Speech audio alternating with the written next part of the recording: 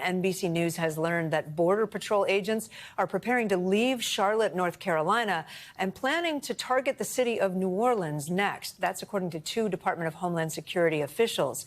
It comes as DHS also says federal agents have arrested nearly 300 people in 5 days into, I should say, the Charlotte operation. The crackdown is creating uproar in that city, with surveillance videos like this showing people fleeing a laundromat as federal agents arrived.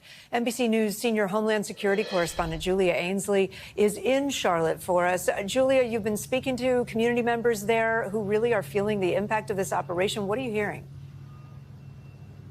Yeah, that's right. We spent the day yesterday when Border Patrol was very much still out and presence on the streets in Charlotte, talking to people who wanted to protect undocumented neighbors. We saw people from the non-Latino community flood into a church last night. Over 1,000 people learning how they could blow a whistle and alert their neighbors when Border Patrol was nearby. We also talked to documented members of a Latino church who were packing up groceries and diapers to take to people who simply were afraid to leave their houses. The other thing we're seeing is right where I am here, Kate, which is a very quiet construction site. A lot of people throughout Charlotte said that they saw a number of businesses close and construction come to a halt. Charlotte's a city with a lot of construction, a lot of new development, and it got very quiet. But I can say just over the last 30 minutes or so, as more news has gotten out that Border Patrol's on their way out of this city, we've started to see a few people come back to work. We should point out ICE is still present in Charlotte, so immigration arrest could continue here,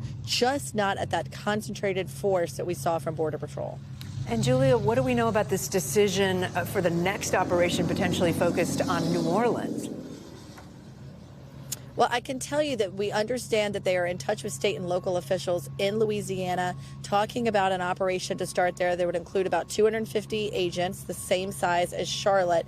But it might not start immediately, Kate. In fact, we understand they're mobilizing today, which might mean moving some vehicles to New Orleans, but that we don't expect big operations in New Orleans to get underway until after Thanksgiving. I was told that by a senior DHS official. A lot of these people have been involved in Los Angeles, Chicago. Here, they'll move to New Orleans. The holiday break isn't as much for the immigrants as it is for the agents doing the arresting, Kate.